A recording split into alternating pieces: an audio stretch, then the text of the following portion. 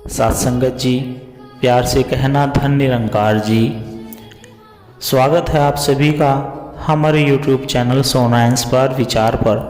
इस वीडियो की शुरुआत करने से पहले दास आपसे हाथ जोड़कर एक भावपूर्ण निवेदन करना चाहता है।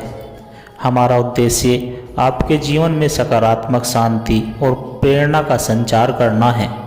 हर रोज हम आपके लिए एक नई प्रेरणादायक वीडियो लाते हैं। इन वीडियो के माध्यम से हम आपके जीवन में आत्मविश्वास, शांति और प्रेम का संदेश पहुंचाना चाहते हैं। आपसे निवेदन है, कृपया हमारे चैनल को सब्सक्राइब करें और नोटिफिकेशन को ऑन करना न भूलें, जिससे कि आप किसी भी अनमोल साखी, सत्संग या संदेश से वंचित न रहे। आज की हमारी कहानी का विषय है सत्संग और प्रवचन में क्या अंतर होता है। सत्संगत जी, आइए जानते हैं इस सत्संग विचार के माध्यम से। सत्संगत जी, सत्संग और प्रवचन दोनों ही आध्यात्मिक और धार्मिक शिक्षाओं से जुड़े होते हैं, लेकिन इन दोनों के बीच कई महत्वपूर्ण अंतर होते हैं। यह अंतर इनकी प्रकृति, उद्देश्य, प्रक्रिया और प्रभाव के आधार पर देखा जा सकता है। सत्संगत जी, आइए इन दोनों अवधारणाओं को विस्तार से समझाते हैं। सत्संगत जी, सत्संग क्या है? सत्संग शब्द दो भागों से मिलकर बना है। सत, जिसका अर्थ है सत्य या परमात्मा, और संग, जिसका अर्थ है संगति या साथ रहना। इस प्रकार सत्संग का अर्थ सत्य की संगति में रहना या ईश्वर, भक्तों और ज्ञानियों के साथ समय बिताना। सत्संग के मुख्य तत्व: संतों और ज्ञानी व्यक्तियों की संगति।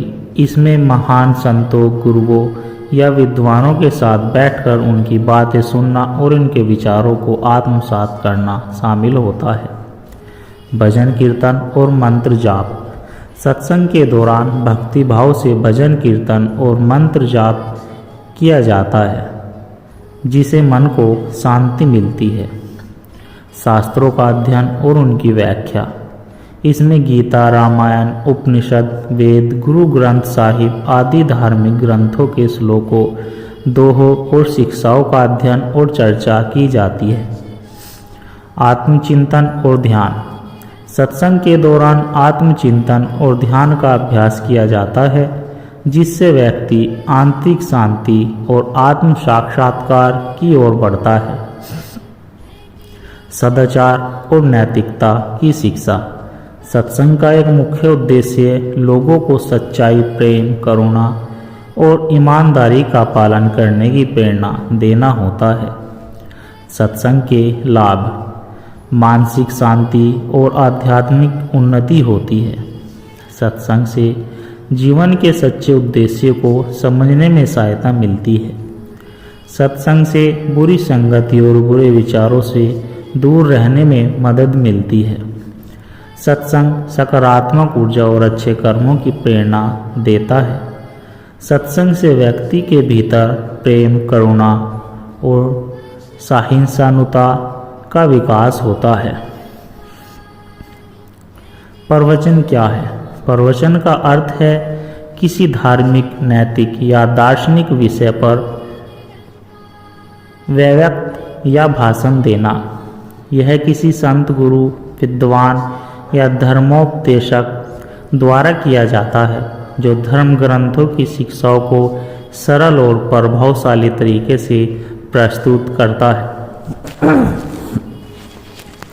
सत्संग के प्रवचन के मुख्य तत्व: एक व्यक्ति का बोलना और दूसरे का सुनना।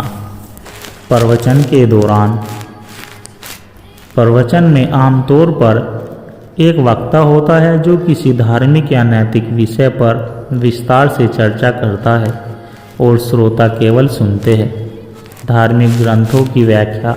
प्रवचन में किसी विशेष धार्मिक ग्रंथ जैसे भागवत गीता, रामायण, उपनिषद, कुरान, बाइबिल आदि की गहरी व्याख्या की जाती है। उदाहरणों और कहानियों के माध्यम से शिक्षा। प्रवचन में अक्सर ऐतिहासिक और पौराणिक पौराणिक कथाओं का सहारा लिया जाता है ताकि श्रोताओं को विषय को समझाने में आसानी हो। नैतिकता और धर्म का संदेश।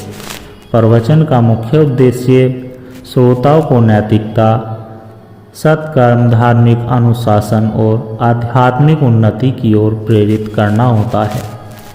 सामाजिक और आध्यात्मिक मुद्दों पर चर्चा। कभी कभी प्रवचन में सामाजिक बुराइयों, जीवन की चुनौतियों और आध्यात्मिक समाधान पर भी प्रकाश डाला जाता है। प्रवचन के लाभ। धार्मिक और नैतिक शिक्षा प्राप्त होती है। प्रवचन से जीवन के जटिल प्रश्नों के उत्तर मिलते हैं। प्रवचन आत्मविश्वास और ध्यान केंद्रित करने में हमारी मदद करता है। प्रवचन से समाज और परिवार में सद्भाव और शांति बढ़ती है। सत्संग और प्रवचन के मुख्य उद्देश्य। सत्संग की परिभाषा ईश्वर और सत्य की संगति में रहना। प्रवचन की परिभाषा किसी धार्मिक या नैतिक विषय पर वक्तव्य या भाषण। सत्संग का स्वरूप सामूहिक चर्चा, भजन कीर्तन, मंत्र जाप। प्रवचन का स्वरूप वक्ता द्वारा श्रोताओं को धार्मिक व्याख्या। सत्संग में शामिल तत्व भजन कीर्तन, शास्त्र चर्चा, ध्यान। प्रवचन में शामिल तत्व धार्मिक ग्रंथों की व्याख्या, कहानियाँ, उपदेश। सत्संग के प्रमुख उद्देश्य आत्म साक्षात्कार, भक्ति, प्रेम और करुणा की भावना जागृत करना। प्रवचन के प्रमुख उद्देश्य धार्मिक और नैतिक ज्ञान प्रदान करना। सत्संग के श्रोता की भागीदारी। अधिक सक्रिय भागीदारी भजन कीर्तन में भाग लेते हैं।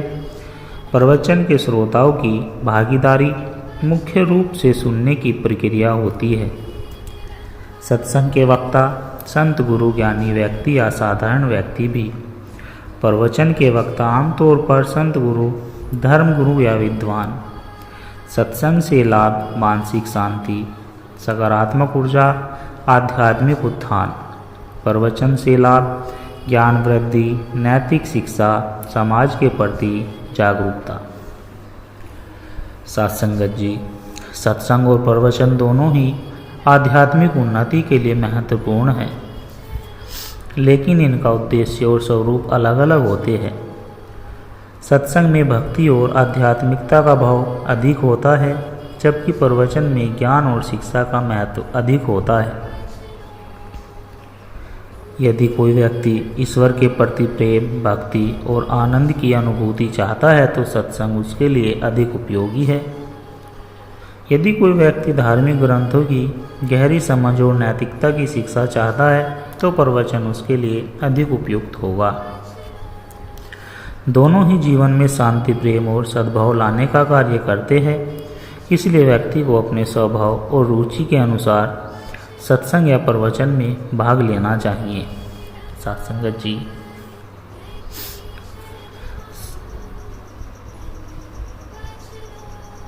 रामू और श्यामू की आध्यात्मिक यात्रा।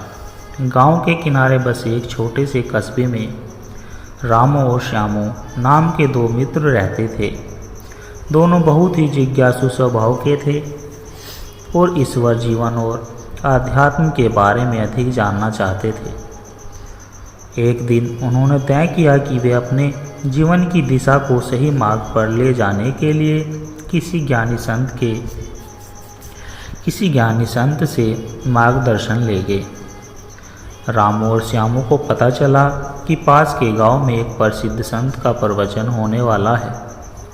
वे दोनों उत्साह के साथ वहां पहुंचे। संत जी एक ऊंचे मंच पर बैठे थे और हजारों की भीड़ उन्हें सुनने आई थी। संत ने भागवत गीता के श्लोकों की व्याख्या की और जीवन के नैतिक मूल्यों पर प्रकाश डाला।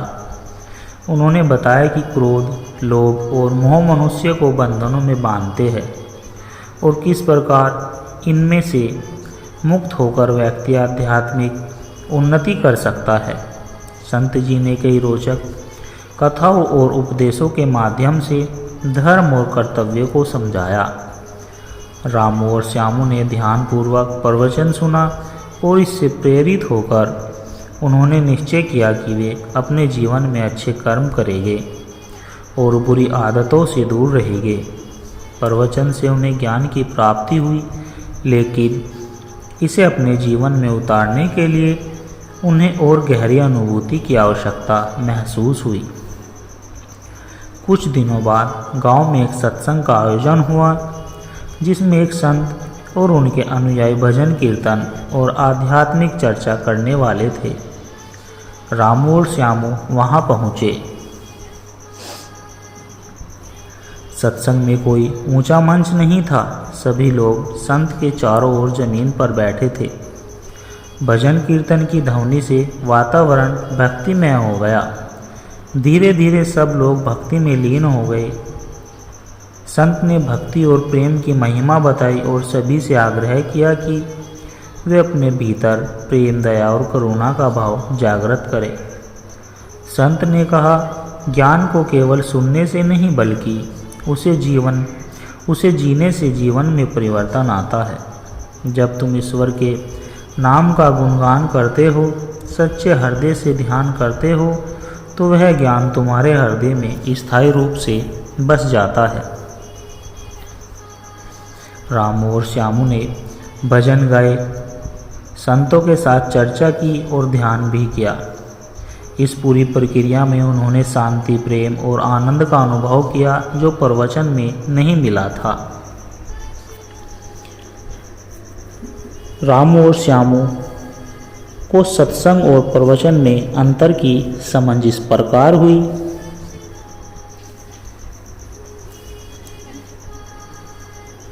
सत्संग का प्रवचन का स्वरूप एक संत या विद्वान द्वारा किया गया भाषण। सत्संग सामूहिक आध्यात्मिक संगति जिसमें भजन, चर्चा और ध्यान शामिल होते हैं। प्रवचन में श्रोता केवल सुनते हैं। सत्संग में लोग भजन गाते और चर्चा करते हैं, ध्यान लगाते हैं। प्रवचन धार्मिक और नैतिक शिक्षा देता है। सत्संग आत्मिक शांति और भक्ति का अनुभव कराता है। प्रवचन से बुद्धि को ज्ञान मिलता है। सत्संग हृदय में भक्ति और आनंद उत्पन्न करता है। प्रवचन श्रोता को दिशा मिलती है, लेकिन उसे अभ्यास में उतरने के लिए प्रयास करना पड़ता है। सत्संग संत स्वयं आध्यात्मिक प्रक्रिया में शामिल होते हैं, जिससे उसे तत्काल अनुभूति होती है। रामू ने महसूस किया कि प्रवचन ने उसे ज्ञान दिया, लेकिन सत्संग ने उसे उस ज्ञान को अनुभव कराने का अवसर दिया। श्यामू ने कहा, प्रवचन भोजन के बारे में जानकारी देता है, लेकिन सत्संग उस भोजन को चखने और आनंद लेने जैसा है। सासंगत जी, सत्संग और प्रवचन दोनों ही आवश्यक है, लेकिन उनकी भूमिका अलग अलग होती है। यदि कोई व्यक्ति शास्त्रों की गहराई समझ और धर्म के नियमों को सीखना चाहता है तो प्रवचन करे। यदि कोई व्यक्ति भक्ति, प्रेम और आध्यात्मिक ऊर्जा का सीधा अनुभव करना चाहता है तो वह अधिक से अधिक सत्संग करे। रामू और श्यामू ने यह निर्णय लिया कि वे केवल प्रवचन तक सीमित नहीं रहेंगे, बल्कि सत्संग में भी भाग लेंगे, ताकि वे अपने जीवन में आध्यात्मिकता को केवल समझे नहीं बल्कि जी भी सके। सासंगत जी, धर्म, भक्ति और ज्ञान की यात्रा। बहुत समय पहले हिमालय की तलहटी में एक सुंदर शांतिपूर्ण गांव बसा हुआ था, जिसका नाम सत्यपुर था। यह गांव अपनी आध्यात्मिकता और धार्मिक परंपराओं के लिए प्रसिद्ध था। यहाँ के लोग ईश्वर भक्ति, सत्संग और साधना में अपना जीवन बिताते थे। इसी गांव में दो मित्र रहते थे, अर्जुन और महेश। दोनों बचपन से ही बहुत घनिष्ठ मित्र थे, लेकिन उनके स्वभाव अलग अलग थे। अर्जुन एक जिज्ञासु था। उसे हर चीज़ की गहराई में जाने की आदत थी। वह जीवन के रहस्यों को समझना चाहता था। दूसरी ओर महेश एक सीधा साधा और श्रद्धालु व्यक्ति था जो बिना किसी तर्क वितर्क के ईश्वर की भक्ति करता था। एक दिन दोनों ने तय किया कि वे अपने जीवन का उद्देश्य खोजने के लिए आध्यात्मिक यात्रा पर निकलेंगे। वे दोनों एक प्रसिद्ध संत महर्षि वशिष्ठ की खोज में निकले जो हिमालय की गुफाओं में तपस्या कर रहे थे।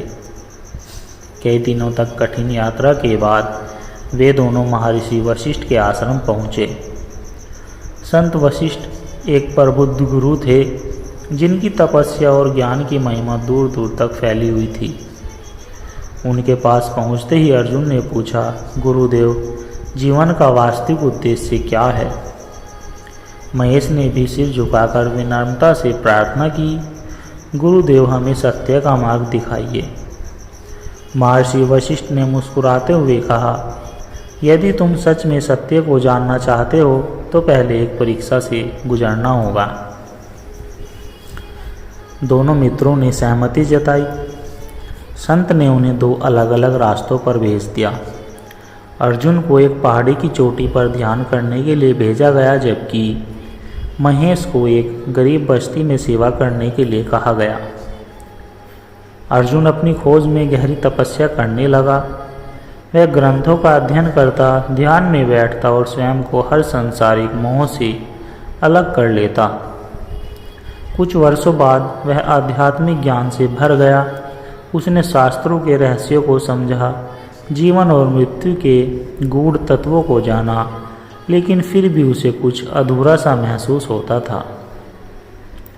एक दिन उसने सोचा, मैंने बहुत ज्ञान प्राप्त किया, लेकिन फिर भी मुझे भीतर से पूर्णता का अनुभव नहीं हो रहा है। आखिर क्या कमी रह गई? दूसरी ओर महेश एक गरीब बस्ती में चला गया जहाँ भूखे और असहाय लोग रहते थे। उसने निस्वार्थ भाव से उनकी सेवा की, बीमारों की देखभाल की, भूखों को भोजन कराया और ज़रूरतमंदों की सहायता की। उसने कभी ध्यान नहीं लगाया, न ही किसी शास्त्र का अध्ययन किया, लेकिन उसके भीतर प्रेम और करुणा का स्रोत बह रहा था। कुछ वर्षों के बाद जब महेश ने महसूस किया कि उसकी सेवा ही उसका धर्म है, तभी संत वशिष्ठ का एक संदेश आया, जो संदेश था कि अब वापस लौटो। जब दोनों मित्र संत के पास लौटे तो संत ने अर्जुन से पूछा, क्या तुमने सत्य को जाना? अर्जुन ने कहा, गुरुदेव, मैंने बहुत कुछ जाना, लेकिन अब भी मुझे अधूरा महसूस होता है। फिर संत ने महेश से पूछा, तुम्हारा अनुभव कैसा रहा? महेश ने सिर झुकाकर उत्तर दिया, गुरुदेव, मैंने शास्त्रों का अध्ययन नहीं किया, न ही गहरी तपस्या की, लेकिन जब भी मैं किसी भूखे को भोजन कराता था, किसी दुखी के आंसू पहुँचता था, तो मुझे ईश्वर के दर्शन होते थे। संत मुस्कुराए और कहा, यही जीवन का सत्य है। केवल ज्ञान प्राप्त करना ही पर्याप्त नहीं है। जब तक वह जीवन में अनुभव न किया जाए, भक्ति और सेवा बिना ज्ञान अधूरा है, और ज्ञान बिना प्रेम के सुख होते हैं। अर्जुन और महेश दोनों ने सिर झुकाकर गुरु के चरणों में प्रणाम किया। उस दिन अर्जुन को समझ आया कि केवल शास्त्र पढ़ने से ज्ञान नहीं मिलता, बल्कि उसे जीवन अनुभव करने से ही पूर्णतः आती है। और महेश को यह एहसास हुआ कि उसकी सेवा ही उसकी पूजा थी। सासंगत जी, इस कथा से हमें यह सीखने को मिलता है कि केवल ज्ञान प्राप्त करना ही पर्याप्त नहीं है। जब तक उसे अनुभव न किया जाए, भक्ति और सेवा भी ज्ञान के समान महत्वपूर्ण है। सच्ची आध्यात्मिकता वही है जो हृदय में प्रेम, करुणा और निस्वार्थ सेवा का भाव पैदा करे। ईश्वर केवल मंदिरों और ग्रंथों में नहीं, बल्कि हर जीव में बसते हैं। महर्षि वशिष्ठ के इस संदेश को समझने के बाद अर्जुन और महेश अपने गांव लौट गए और उन्होंने अपने जीवन को ज्ञान अपने जीवन को ज्ञान, भक्ति और सेवा के समर्पण में लगा दिया। सत्यपुर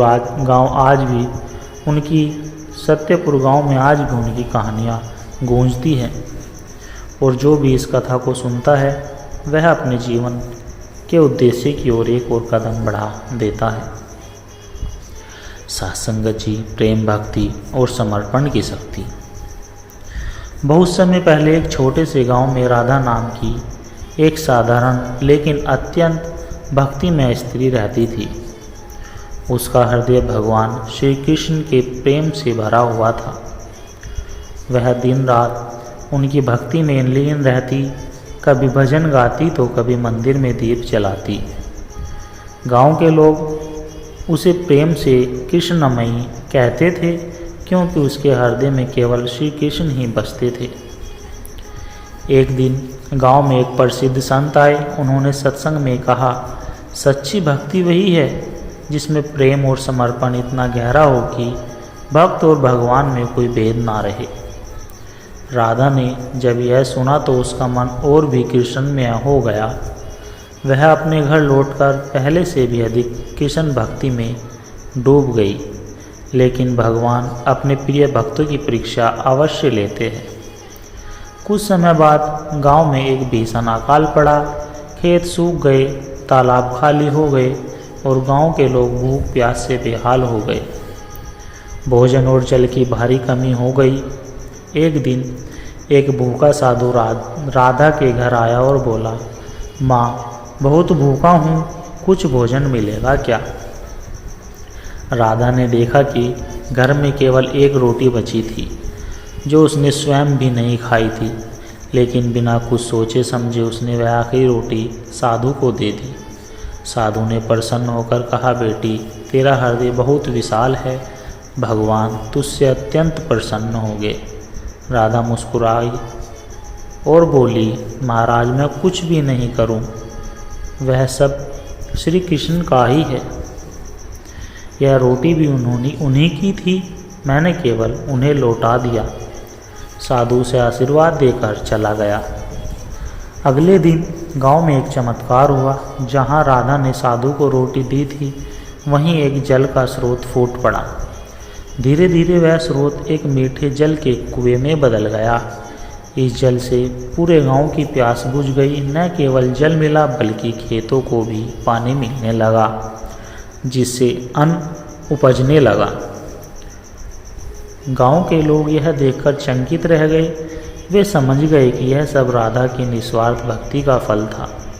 सभी उसके पास आए और बोले, तू सच में कृष्णमयी है, तेरी भक्ति ने पूरे गांव को बचा लिया। राधा ने प्रेम से कहा, भक्त को कभी अपनी चिंता नहीं करनी चाहिए। जब हम सच्चे प्रेम से भगवान का नाम लेते हैं और दूसरों की सेवा करते हैं तो वह स्वयं हमारे सारे कष्ट हर लेते हैं। भक्ति का अर्थ केवल ध्यान और भजन नहीं बल्कि प्रेम और सेवा भी है। उस दिन से गांव के लोग पहले से अधिक प्रेम और भक्ति के मार्ग पर चलने लगे। राधा की यह सखी पूरे क्षेत्र में प्रसिद्ध हो गई और लोग उसकी भक्ति को आदर्श मानकर भगवान श्री कृष्ण की आराधना करने लगे। सत्संगत जी, यह साखी हमें सिखाती है कि सच्ची भक्ति केवल मंदिरों और मूर्तियों तक सीमित नहीं होती बल्कि वह तब तक प्रकट होती है जब हम निस्वार्थ प्रेम और सेवा करते हैं। भगवान अपने भक्तों की परीक्षा लेते हैं, लेकिन जो प्रेम और विश्वास में अडिग रहते हैं उन्हें उनका आशीर्वाद अवश्य प्राप्त होता है। प्रेम ही सच्ची भक्ति है और सेवा ही सबसे बड़ा यज्ञ है। सत्संगत जी, आप जी को दास के द्वारा कहे गए सत्संग विचार, आध्यात्मिक कहानी विचार अगर पसंद आए हो तो वीडियो को लाइक करें और कमेंट बॉक्स में अपनी राय ज़रूर दें और हमारे चैनल को सब्सक्राइब करें। और दास एक अरदास आप जी के चरणों में करेगा कि दास को आशीर्वाद दे कि आप जी के चरणों में हर रोज़ ऐसे ही आध्यात्मिक कहानी विचार, सत्संग विचार लेकर आता रहे। सत्संगत जी, प्यार से कहना, धन निरंकार जी।